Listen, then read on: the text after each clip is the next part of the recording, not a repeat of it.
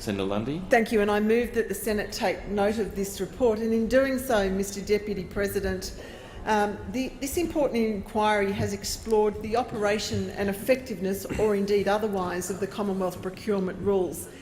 These rules set out the processes and rules for government purchasing, and we also explored in some depth the procurement-related policies, which interestingly aren't overseen by the Department of Finance, but a range of other departments to which those procurement-related policies belong.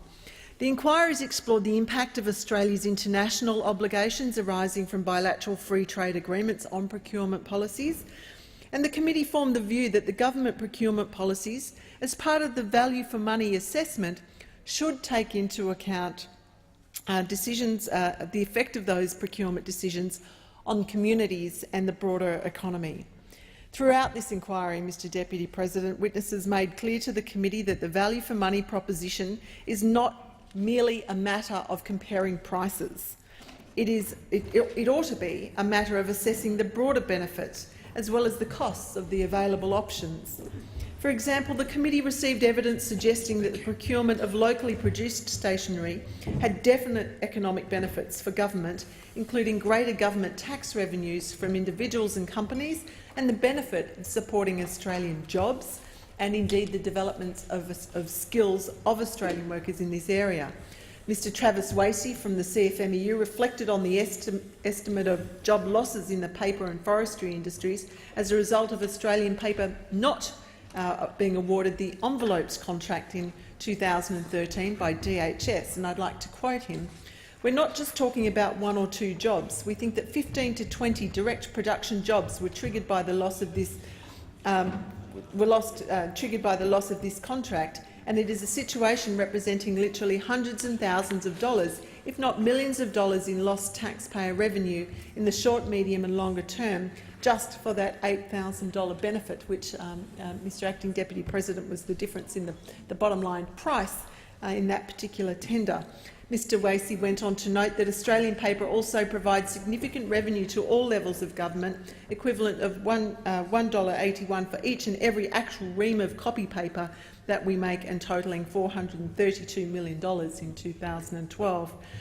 Mr Acting Deputy President, these are just some of the considerations that brought the committee to the conclusion that there is an urgent need for a stronger methodology to assess the whole-of-life costs within that value-for-money assessment component of procurement decision-making.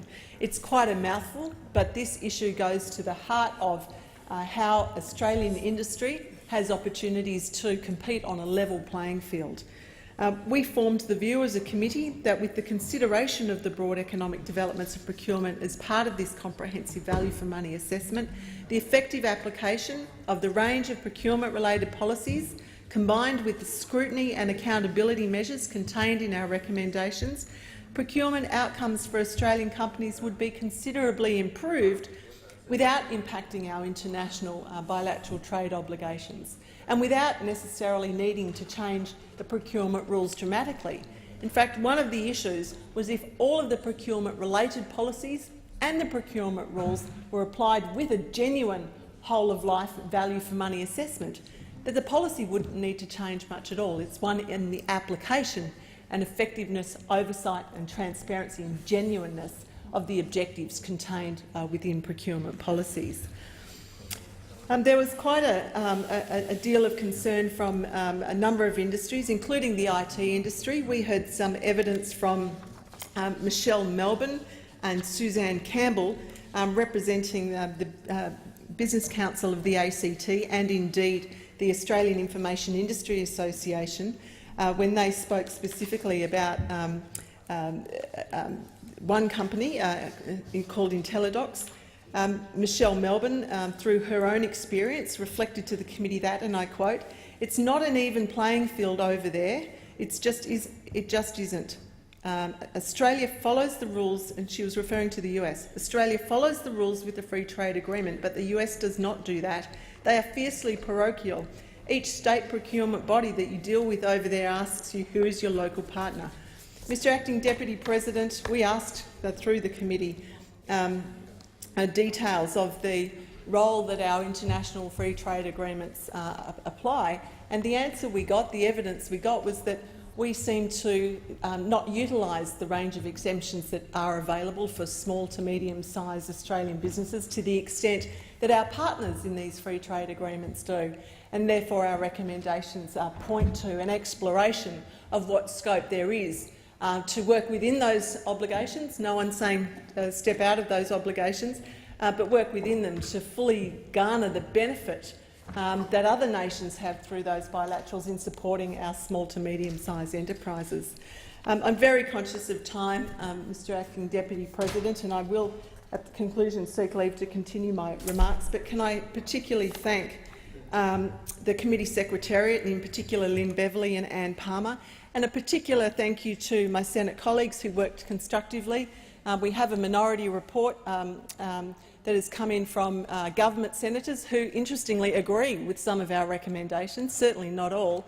And I'd particularly like to acknowledge Senators Madigan and Xenophon, who have supported the recommendations of the majority committee and added strength and detail in their own words as they continue to promote these issues relating to Australian companies' access to Commonwealth contracts.